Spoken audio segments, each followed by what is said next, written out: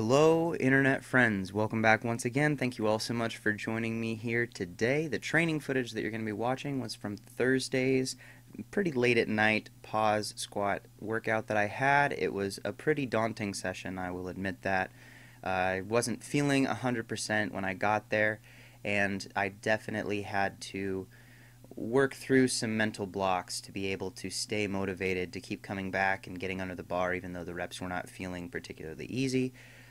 They look a little better than they felt, and so if they look bad, imagine how I must have been feeling. But today's topic is something that came up a few times during last night's pause deadlift live stream, a question that was asked in a few different ways that mostly came back to the idea of what do you do to psych up for a big lift, or what mental process do you kind of check yourself through when you're getting ready to lift some weights, or when you're getting ready to take on a set that is potentially daunting and can make you a little nervous. And I think that this workout in particular stands as a pretty good example of the process that I go through, and I wanted to talk to you guys a little bit about why I go through this process and the way that I approach, I guess, potentially nerve-inducing sets. So, first of all, I do not get what most people would point to as traditionally hyped up for a set. I don't scream, I don't yell, I don't slap myself in the face. I don't really do much in terms of adrenaline-based lifting, trying to get myself super excited before a set.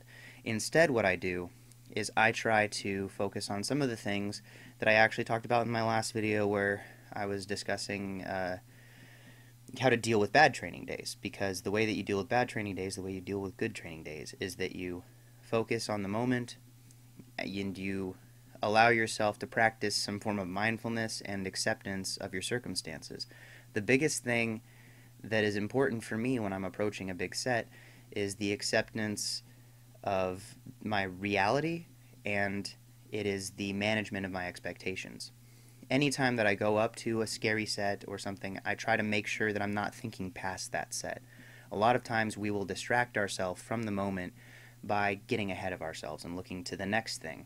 So instead of looking at things in terms of I have one rep followed by another rep followed by another rep until the set is complete, and then until all the sets in the workout are complete, we tend to look at the entire workout as one thing, and it becomes bigger than it is in the moment. We start to imagine how it's going to feel, and we start to anticipate the discomfort, and we start to anticipate all these feelings that are going to be associated with the total workload, when in reality, you're not dealing with that total workload all at once. You're dealing with one position at a time and one movement at a time.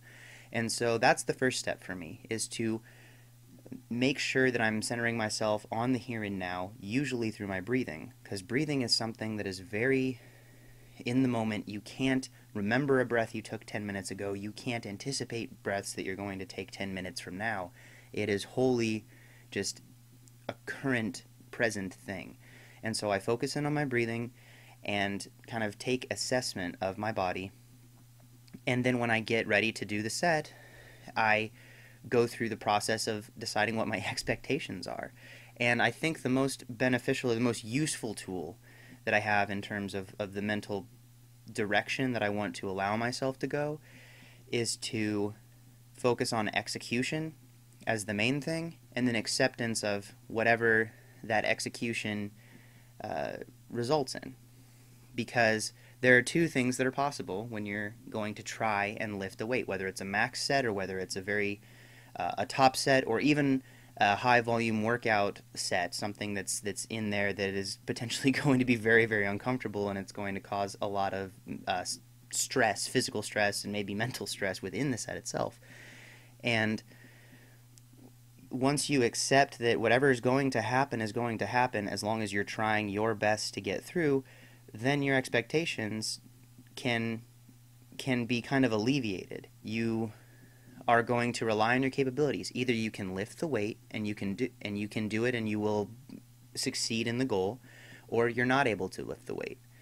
And if you're always committed to giving your best attempt and your best effort and doing everything the way that you've practiced over and over again, and not get distracted by your expectations of of how it would feel to get the weight or how it would feel to miss the weight, and all you're doing is focusing on the here and now and just trying to execute the things that you've practiced and express the capability that you've done, then you don't need to have an emotional attachment to the result of it, because it's either going to happen or it's not. Either way, you're going to move on from that and then assess how things went. So I might have an emotional tie to a weight. I want the weight to be lifted. I want to be able to execute that PR. I want to be able to hit the number that I have planned. But my self-worth isn't tied to my ability to do that thing if it's beyond my current capability. The worst case scenario is I missed it because I overestimated what my current capability is. What you don't want to do is you don't want to get so caught up in what your expectations are that you're worrying about the weight and making it a bigger thing than it is, and distracting yourself and allowing yourself to become mentally overwhelmed by thinking too far in the future where you're not able to execute in the moment. So that's really kind of what I wanted to get across, and that's I think that will hopefully make sense. I hope that that kind of conveys this mental spot that I'm really pushing for, because I think it's the most effective way to actually perform without getting in your own way. A lot of people say you need to really have a lot of self-confidence and self-belief that you can do something, but I think a more powerful mental place to be in, one that's not dependent on you necessarily tying everything to succeeding in whatever that expectation is to accept that you can only do what you can do and you cannot do what you cannot do. And so if you focus in on everything, if you're capable of performing the task, then you will most likely perform the task and succeed in that thing. And if you're not capable of it, then you couldn't have done it anyway. And so you move on and you assess the next thing. But the key takeaway is that you always have to give your best effort to have a chance for your capability to shine through.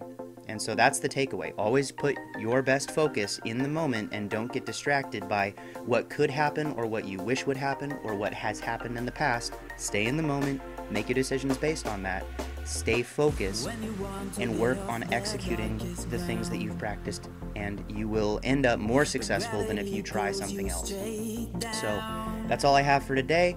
I'm going to have another video hopefully coming out tomorrow, and then the next live stream will be Tuesday, hopefully a little bit earlier. My last live stream Saturday didn't start until about midnight, so it was kind of a Saturday/Monday stream. But thank you to anybody who hung out. Thank you to the very generous individuals who decided to donate. I'm going to put your guys' names up right here. And that is all we have for today's video. So I will talk to you guys very soon. Wherever you're at, I hope you're having a great day. Thank you once again. Goodbye.